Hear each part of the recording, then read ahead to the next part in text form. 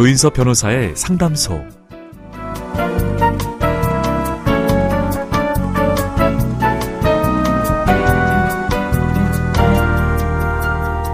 비행기는 이륙할 때 활주로를 달리며 전체 연료의 절반 이상을 사용합니다. 우리가 살아가는 것도 그렇습니다. 일이든 사랑이든 그 무엇이든 시작엔 가장 많은 에너지가 들죠. 요즘 유난히 힘드신가요? 그건 어쩌면 더 높이 더 멀리 나아가기 위한 준비일지도 모릅니다. 오늘도 당신의 이야기에 귀 기울입니다. 조인섭 변호사의 상담소, 저는 조인섭입니다.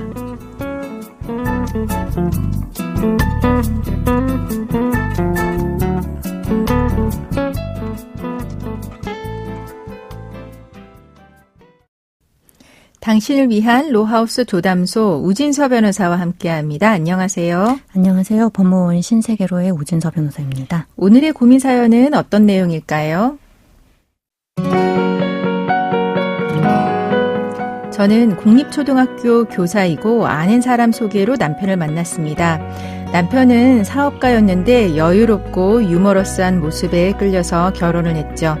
신혼 시절엔 정말 꿈 같았어요. 방학마다 함께 여행을 다녔고 해박한 지식으로 뭐든 설명해주는 남편을 보면서 행복이란 게 이런 거구나 싶었습니다. 그런데 아이를 임신하고 나서부터 걱정이 생기기 시작했어요. 정작 남편의 수입이 얼마인지 제대로 알지 못했거든요. 그 얘기를 꺼내면 남편은 늘 얼버무렸고요. 결국 알게 된 건 남편의 사업은 실체가 거의 없다는 사실이었습니다. 생활비는 대부분 투자 수익으로 충당하고 있었고 그마저도 들쭉날쭉했어요. 투자가 잘못되기라도 하면 수입이 아예 없는 달도 있었죠. 그래서 아이를 키우는 동안 생활비는 거의 제 월급으로 해결해야 했습니다. 남편 수입이 있을 때마다 조금씩 모아서 아파트를 공동 명의로 마련했지만 대출금은 저 혼자 감당해야 했습니다. 시간이 지나면서 저는 점점 지쳐갔고 아이가 대학에 들어가자마자 결국 남편에게 이혼하자고 말했습니다. 다행히 남편은 별다른 반대 없이 동의했어요. 지금 살고 있는 아파트는 제 몫으로 정리하고 나머지 재산은 각자 명의대로 갖기로 했는데요. 갑자기 남편이 공무원 연금 분할은 포기 못하겠다고 하네요. 순간 정말 어이가 없었어요. 그동안 제가 번 돈으로 생계를 꾸려왔고 남편을 먹여 살린 게 억울하기까지 한데 이제 와서 연금까지 나눠줘야 한다니 정말 그래야 하는 걸까요?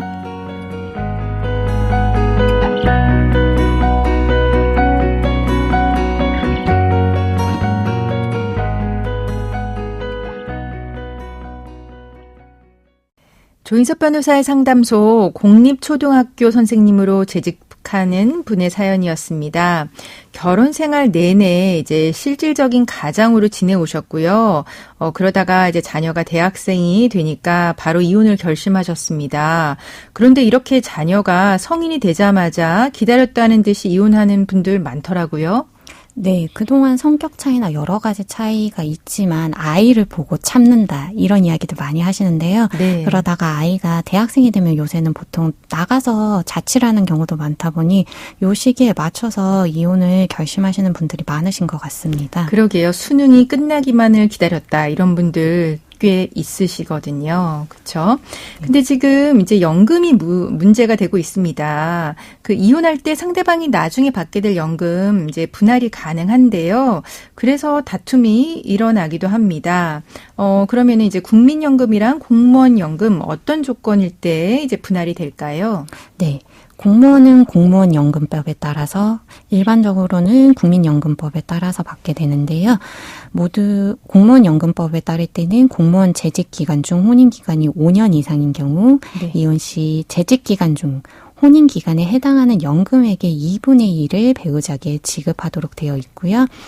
국민연금법도 마찬가지입니다. 가입기간 중 혼인기간이 5년 이상일 경우 가입기간 중에 혼인기간 동안의 연금액 중 50%를 분할연금으로 받을 수 있도록 규정되어 있습니다. 네.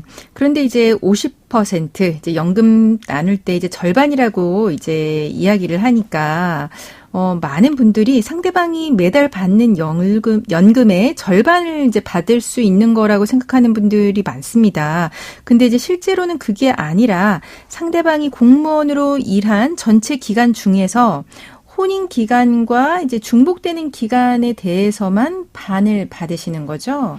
네, 그렇습니다. 그렇다 보니까 상대방의 연금액이 다소 높지 않거나 혼인기간이 5년은 넘지만 가입기간에 비해서 혼인기간이 짧은 경우에는 실제로 연금법에 따라 받으실 수 있는 금액이 생각보다 크지 않으실 수 있습니다. 네, 그렇군요. 그러면 이제 사연자분 같은 경우는 공무원 연금과 남편의 국민연금 모두 재산분할 대상으로 삼을 수 있겠지요? 네, 국민연금, 공무원연금, 사학연금, 군인연금 등 공적연금이라고 하는데요. 이 부분에 대해서는 이혼할 때 별도의 합의나 언급이 없다면 재산분할 대상에는 포함되지 않는 것이 원칙입니다. 특히 소송으로 이혼하는 경우에 쌍방이 합의해서 연금을 재산분할 대상에 포함하는 것으로 하고 판결을 받기로 정하지 않은 이상에는 연금은 재산분할 대상에서 제외하고 연금법에 따라 별도로 분할되도록 하는 것이 통상인데요. 대부분의 경우 공무원 연금은 조회가 좀 잘 이루어지다 보니 포함을 해야 된다고 주장하시는 경우들이 종종 있기는 합니다. 네, 그렇군요. 근데 이제 이렇게 연금 수급 금액이 사실 국민연금이냐 아니면 공무원 연금이냐 아니면 사학연금이냐에 따라서 그 차이가 크거든요. 특히 이제 공무원이나 아니면 사학연금 같은 경우는 금액이 큰데요. 금액 차이에 따른 갈등 이거 어떻게 해결하나요? 소득과 법에 따라 납입한 금원이 다르기 때문에 똑같이 금원을 받는 경우는 거의 없는 것 같고요. 상대방으로부터 받을 분할연금이 자신이 주어야 할 분할연금액보다 낮다는 생각이 드시면 좀 많이 억울해 하시는 편인 것 같습니다. 네. 실무상으로는 이혼할 때 부부 중 일방이 경제활동을 하였던 경우나 아니면 맞벌이였다고 하더라도 일방이 소득이 높은 공무원인 경우에 좀 이런 다툼이 많이 발생하는 것 같습니다. 네, 특히 공무원이나 이제 선생님들 같은 경우 이제 맞습니다. 연금액이 많으니까요. 맞습니다. 예. 조정 때 보통은 분할연금 수급권을 쌍방이 포기한다라고 조항을 삽입하는 경우가 많은데요. 매달 지급되는 노후 자금이다 보니 이때 포기하는 쪽이 반발이 상당하기에 재산 분할을 할 때 이를 반영해서 기여도를 정하기도 하고 이후에 그 분할연금 수급권을 포기하는 조항을 삽입하거나 아니면 분할연금 수급권의 기여도를 기존의 절반을 받을 수 있는 법 조항과는 다르게 낮춰서 기재를 한다든지 이런 방법을 사용하기도 합니다. 네. 그러면 이제 사연자분 같은 경우 어떻게 해야 할까요? 지금 이제 분할 비율을 이제 조절할 수 있다라는 이야기 하셨는데 남편과 좀 협상을 해서 연금 분할 비율 조정하는 걸로 하시는 게 좋을까요?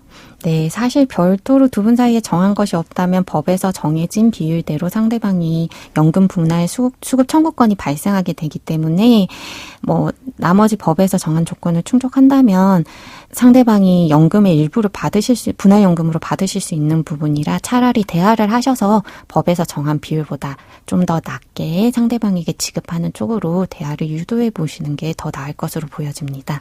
네, 그럼 지금까지 상담 내용을 정리해 보자면 공무원이나 국민연금 가입자가 이혼을 할 때 결혼했던 기간 중에 이제 쌓인 연금의 절반에 대해서 전 배우자가 나눠 가질 수 있습니다. 공무원이든 이제 국민연금이든 이제 혼인 기간이 5년 이상인 경우에 이제 분할 대상이 되는데요.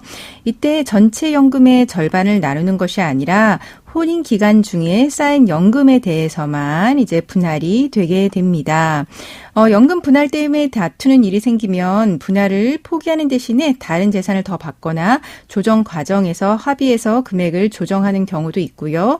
만약에 이제 사연자분처럼 협상이 가능한 상황이라면 법에서 정한 비율보다 조금 낮게 받는 조건으로 빠르게 합의하시는 것도 현실적인 방법이라고 조언해 드렸습니다. 지금까지 법무법인 신세계로의 우진서 변호사와 함께했습니다. 감사합니다.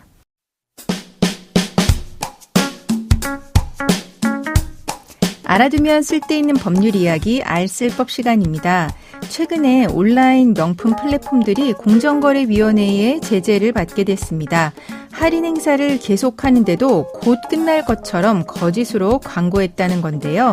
소비자의 정당한 청약 철회를 방해했다는 지적도 받았습니다. 자세한 내용 살펴보시죠.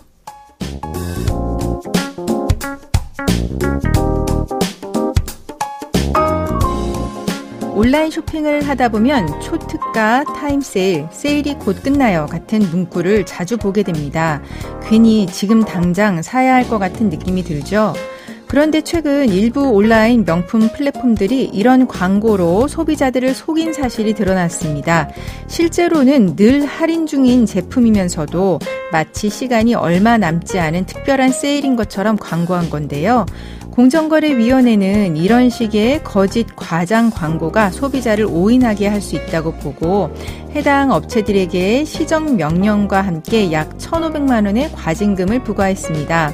이뿐만이 아닙니다. 청약 철회, 그러니까 단순 변심이나 제품 문제로 인한 환불 요청을 부당하게 제한한 사례도 있었는데요. 상품에 하자가 있거나 잘못 배송되었는데도 7일 이내가 아니면 환불이 불가하다라고 안내한 겁니다. 이는 명백히 소비자 권리를 침해하는 행위죠. 또 어떤 업체는 제조국, 제조자, 수입자 등 필수 정보를 제대로 기재하지 않아서 과태료를 물기도 했습니다. 온라인 쇼핑이 편리하긴 하지만 광고 문구나 환불 조건을 꼼꼼히 살펴보는 건 정말 중요합니다. 혹시라도 부당한 일을 겪었다면 소비자도 당당하게 문제를 제기할 수 있다는 점 꼭 기억하세요. 조인섭 변호사의 상담소, 조담소는 언제나 당신과 함께합니다. 끝곡으로 프랩의 라인 바이 라인 들려드리면서 저는 이만 인사드립니다. 지금까지 로이어 조인섭이었습니다.